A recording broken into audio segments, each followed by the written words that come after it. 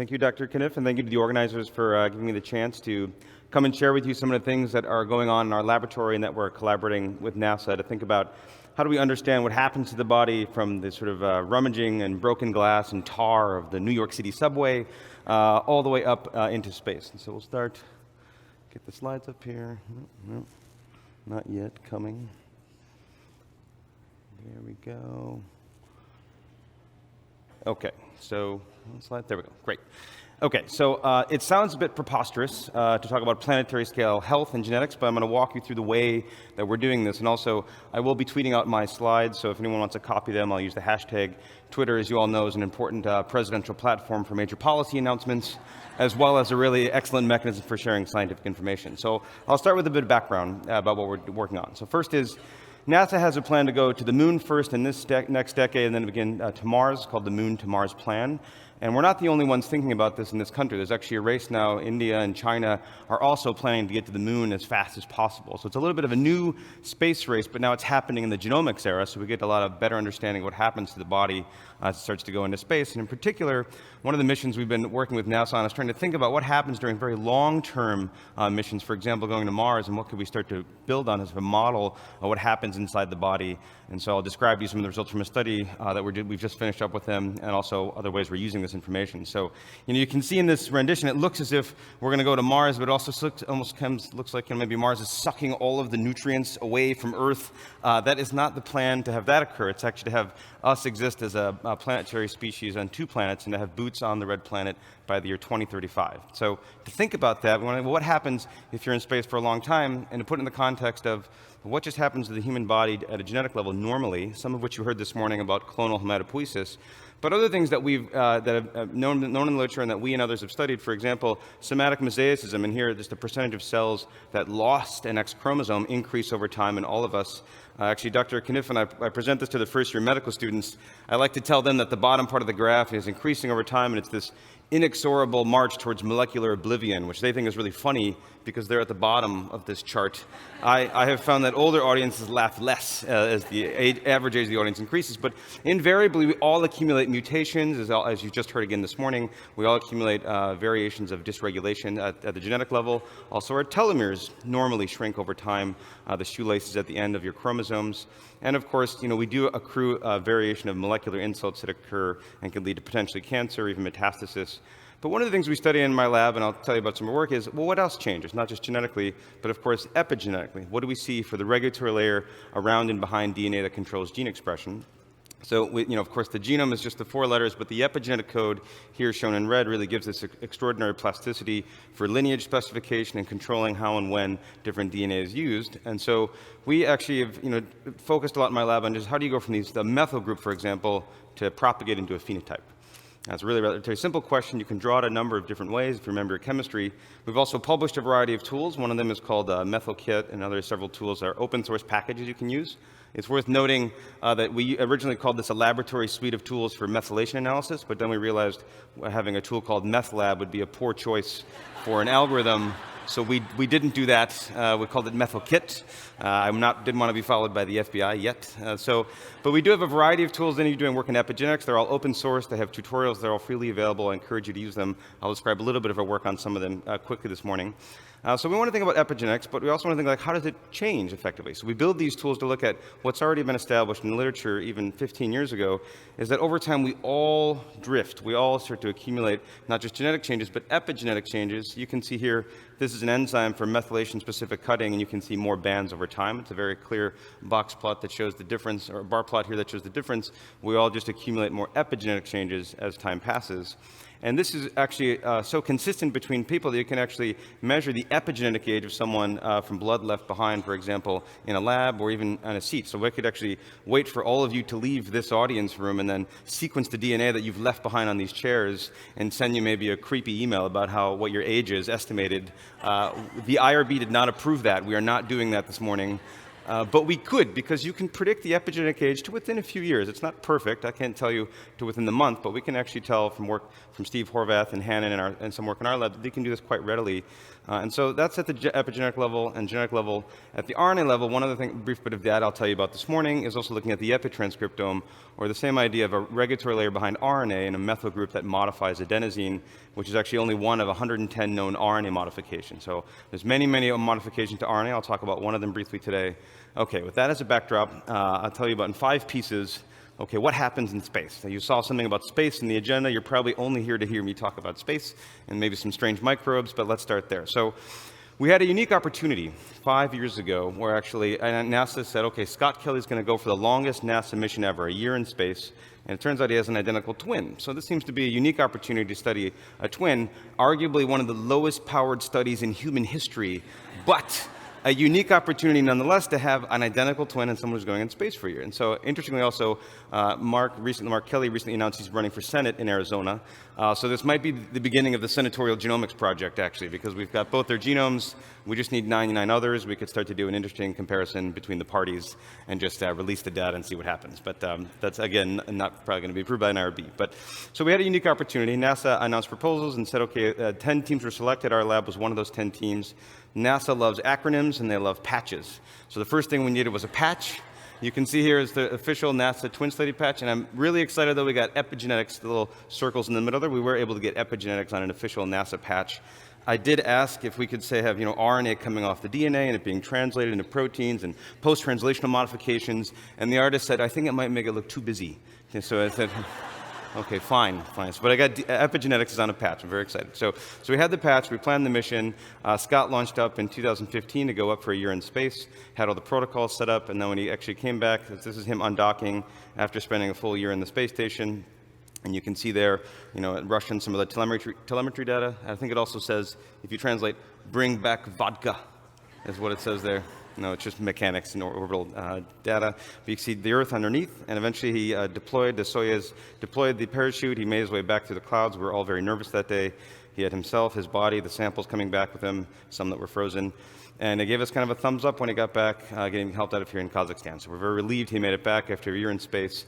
And then we wanted to see, what happened. And so what's interesting is when he first got back to Earth, one of the things he said is that his skin felt like it was on fire because he hadn't felt just the weight of clothing alone for a year. And so just that weight by itself was enough to induce inflammation, broke out in rashes and discoloration anywhere that he touched anything, and basically had to spend several days, effectively walking around his house nude.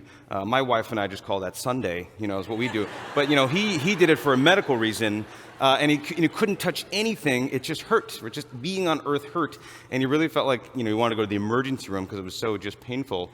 So fundamentally, we just, of course, we care about the astronauts deeply as research subjects and people, but you want to know why. What happened inside his body? How do we understand the mechanisms and sort of molecular changes inside of his body? So one thing we know that did happen, that happens to all astronauts, is 2 liters of fluid goes from your lower extremities up to the upper body, leads to a puffy face. They call it moon face. And he did even gain 1 or 2 inches. A lot of astronauts gain a little bit of height because lack of compression on the spinal column. So some of this is just the natural flow of fluids. Since we've evolved on this planet with gravity, the body has to adapt to not having that. So this we know happened, but we didn't know about everything else. At a molecular and genetic level, it had never really been studied as to what happens to the body at this detail.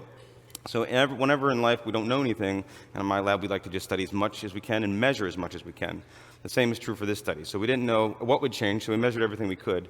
This includes genetic changes, epigenetic changes, RNA expression, RNA methylation, proteomics, chromatin changes, antibody titers, B cells, T cells, telomere lengths, cytokines, metabolomics, microbiome, cognition, and vasculature. And we did this over the course of 25 months. I like this slide not only because it lets me talk fast, and I've clearly lived in New York City too long, but this is actually a real systems biology portrait of what happens to the body, and we did this over 19 time points to really understand at as many layers as we could what has been happening to the body, which brings up questions of normal drift of some of these mechanisms as well. So what happened in this multi-omics analysis of human spaceflight? One of the first things that we saw, probably one of the most surprising things, is that if you look here for RT-PCR, his telomeres of Scott on the right got longer in space compared to Mark Kelly and compared to controls. And that was kind of surprising. We thought, if anything, the telomeres would shrink in space because of the stress of spaceflight. We looked, well, maybe this is just something weird about Scott. So in other astronauts that Susan Bailey's looked at, it looks like this is a consistent feature of spaceflight, that you actually do get longer telomeres in space, which is very, very surprising. So we actually extracted different samples in my lab and sent it to Susan's lab, confirmed it with different primers. It's definitely very real and very strange. And this led to some people say, oh, this is exciting, because can you go to space then and get taller and younger? One reporter said, I heard he lost some weight, so he can get taller, younger, and lose weight. I'm going to space. But the spinal compression came back right away, and it's not all good news on the genetic side. He did also have a slightly increased level of inversions during the flight, and then also when he got back, you can see in the dark blue as measured by fish. So we could actually see there is some low-level inversions and evidence of radiation damage that is still occurring. So it's not all the fountain of youth up in space. So that's at the genetic level, at least on a large scale. We did also look epigenetically. We want to see, did his epigenetic age decrease? Did he suddenly gain all this time because of, say, Einstein's relativity? We don't think that happened. You can see here it fluctuated during the mission, but he ended up right about where he started. So he's still about a 52-year-old subject, and that has not changed too much, we don't think. But we did also look at what else is just floating in the bloodstream. So a lot of you at this meeting are talking about cell-free DNA and measures to see what happens as a sort of molecular body scan of how cells are dying, either through apoptosis, or you also have necrosis or secretion of cell-free DNA into exosomes. And so we took all the fragments of DNA from Scott and Mark and sequenced them and then mapped them to human chromosomes. And you can see they mostly look the same across before, during, and after the flight, except for one particular mapping down to the mitochondrial genome actually had this spike in flight, and then again towards the end of the flight a little bit. So we thought, well, that's strange. What are mitochondria doing? They should be sitting in the cell and mitochondrial DNA in the mitochondria. But we actually saw it spike up during the mission, did qPCR to confirm it. And this is something that also was unexpected, is that this seems to be an indicator of stress in the body. And in particular, what we're thinking what this is now is when you have an ejection of mitochondrial DNA. From the literature, this is what lymphocytes can do to create an interferogenic response. It's a way to prime the immune system, which I'll show you. We see a consistent feature of spaceflight, that the immune system is effectively on high alert. So you can see this is likely what we think is happening here. We also saw it in mitochondrial RNA. We could see that also in the blood. You can see Scott on the right in red and Mark on the left, and then a control at GAPDH. We don't see that. So we could see this seems to be validated both at the DNA and RNA level. And also on the RNA methylation side, we look to see what's the difference there. And a lot of these are immunoglobulin genes or immune-related genes that show a lot of changes from ground versus flight and what's changing on that level as well. So it seems to be generally the stress of spaceflight is really on the immune system more than anywhere else. So if we look also at what other genes change expression, interestingly, we saw about, you can see here a burst of expression during flight, and most genes came back to normal. When you do anything that's stressful to the body, genes adapt, your body adapts in general, and then it returns back to normal. But you can see there are some colors here in purple and orange showing up and down regulation, all these genes that didn't quite revert back to normal. About 8% of the genes that we saw, 8 or 9%, seem to be, across all tissue types, didn't go back to normal. And some of the ones we saw made sense, like we saw T-cell activation, DNA repair genes, bone formation genes, those made sense.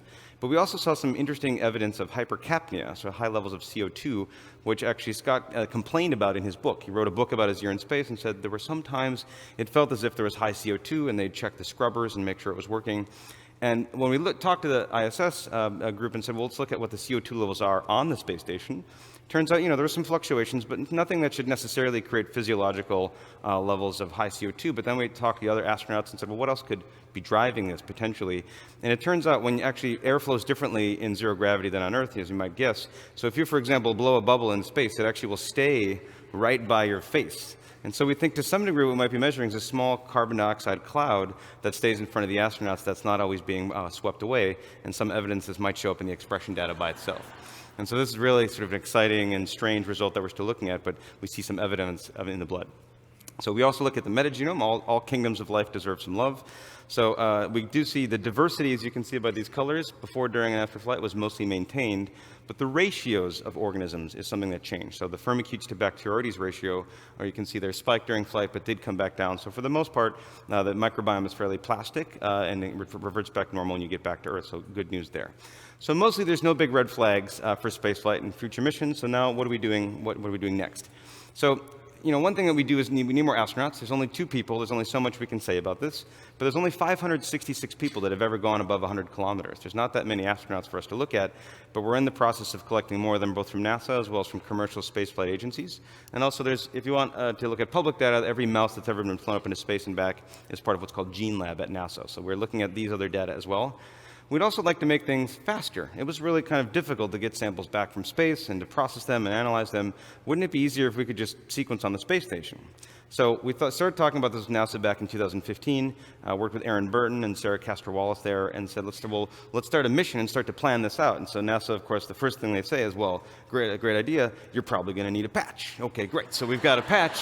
So we've got that, working with Oxford Nanopore and NASA, you can see there's the nanopore sequencer coming out into space. We're very excited to work with NASA on this mission. That's in place, we're good to go. And then as we're on one of the phone calls, planning some other work for the twin study, Andy Feinberg said, hey, I'm going up on the parabolic flight simulator to test out some new pipettes that should work in zero gravity. Does anyone have ideas? And I said, well, yeah, actually, we're going to try and do sequencing in space. We don't know if it's going to work yet, so how about we send you one of the nanopore sequencers from Oxford Nanopore and see if it works? And he said, yeah, send it along.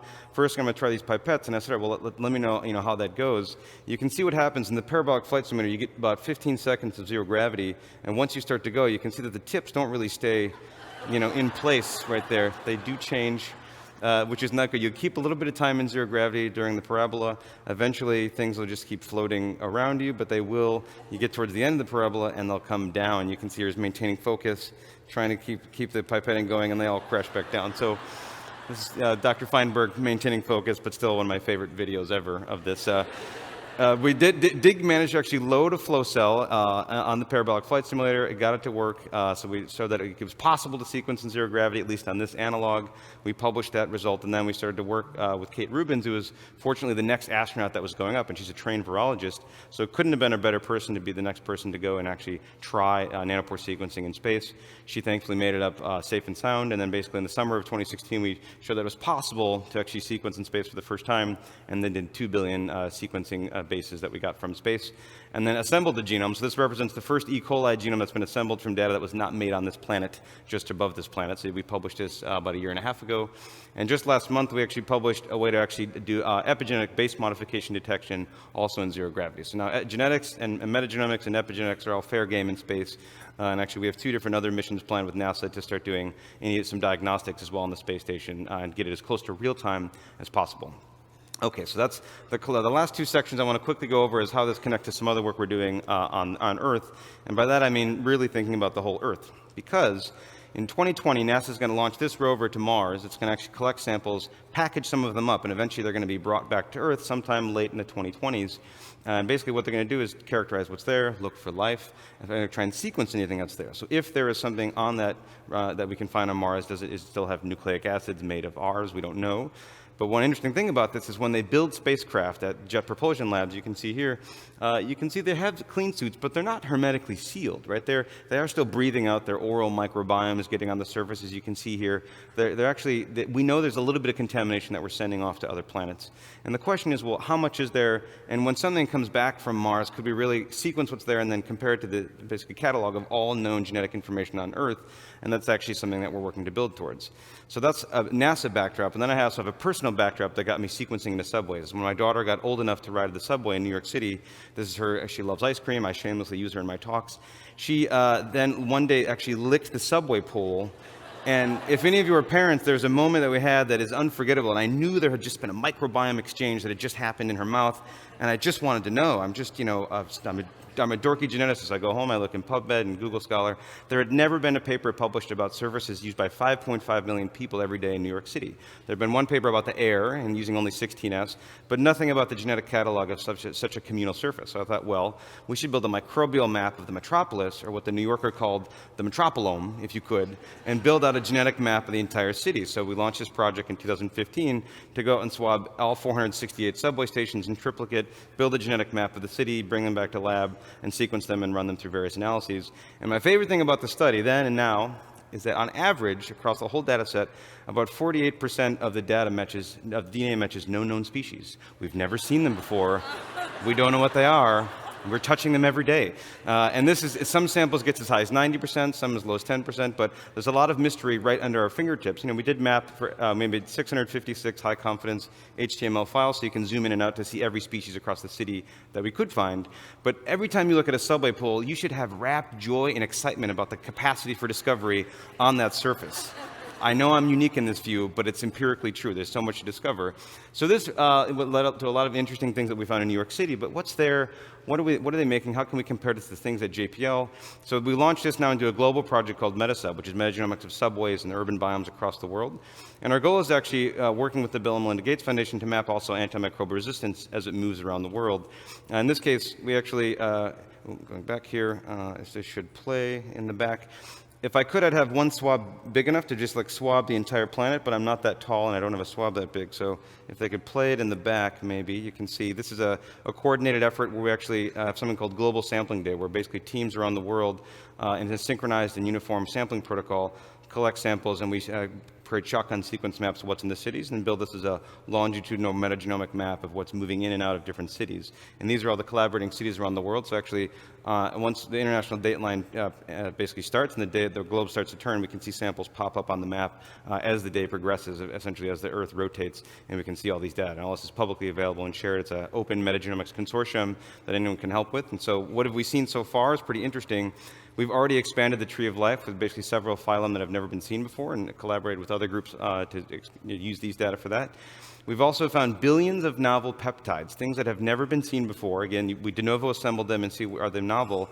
So far, and then we looked at which city has the most bang for the buck, the most novel things. Turns out Tokyo right now, on average, half of their contigs are not matching anything with at least 20% divergence. So it seems like Tokyo is the place to go if you want to find new peptides or new phages. We don't know why this is, but it's interesting that Tokyo's in the lead. New York City is doing okay, but it's not number one actually. So every city has something unique about what we've seen. And the other thing is we look at where the antimicrobial resistance markers are actually within the chromosome or the plasmid. The cities themselves carry an echo of the over-the-counter antibiotic use based on WHO data. So actually it carries a signature of what's happening for antibiotics in that city, as you can see here for a correlation. And so now we do finally have a map, a K-mer map across our cities where you can type in now on this website, you think, you've seen a piece of genetic sequence, you don't know where it came from, we can propagate on the map where at least we've seen it in our data set before. So we finally have that sort of global or K-mer map of the Earth's sort of metagenome. So in the last minute, I want to end on a bit of philosophy, if you will, thinking about from mapping to engineering. So we've begun to write about and talk about, well, what if we physically protect astronauts, we pharmacologically protect them? What if we could genetically protect them and engineer the perfect astronaut, is what one person called it, or giving them genetic armor, as we talk about, to protect against, say, clonal hematopoiesis or other changes. But really, should we do such a thing? The hubris of saying I want to protect someone at every possible level, including genetics, of course, carries a lot of risk, and it was done, I think, poorly with some of the CRISPR babies that we heard about last fall. But it's a sort of weighty question. I would argue, though, that it's starting to take genes, for example, from tardigrades, and we can put them into human cells and give them increased radiation resistance. This is already something that we can do in the lab today, and we know that it's possible as ways to sort of engineer human cells to prepare for even longer missions. And these ideas are part of something called the Genome Project Right Consortium, which is to think about the ethics of this, how do you do it safely, slowly, carefully. But it's no longer hypothetical. There's already sort of modified somatic CRISPR therapies, epigenetic therapies, and even modified embryos that are already here occurring also in Japan. So it's now a question of how do we actually do this carefully and slowly, but it's already kind of happening, I'd say. And so the hubris behind that, and on a planetary note, is that the idea of saying we're going to go to another planet or modify human cells or other cells, it is a big undertaking to think that we could actually have even the gall to go to an entire planet to modify it. But I'll charge with you, or tell you, I'd say that this is not the first time we're doing it. Doing it to Mars would actually be the second planet where we have planetary scale measurements, engineering, and sort of bringing human capacity for survival. And this is just something I think we're doing natively. So we'll do it. Hopefully we do it. We're not doing it to leave Earth. We're doing it to have sort of a backup plan, and we can do it with all the technologies I've just described, hopefully. So I want to end in thanks to the NASA Twins teams that made this all possible. I'm only one of 10 that made this mission. Thanks to Scott Kelly, who gave blood, sweat, and tears for this. This is their official NASA poster. They get to pick what it looks like. As you can see, the Death Star is in the back there. And also thanks to funding from the Gates Foundation, World Quant, NIH, and Sloan, and thanks to NASA. Thank you very much, and I'll talk to you all later. Thank you.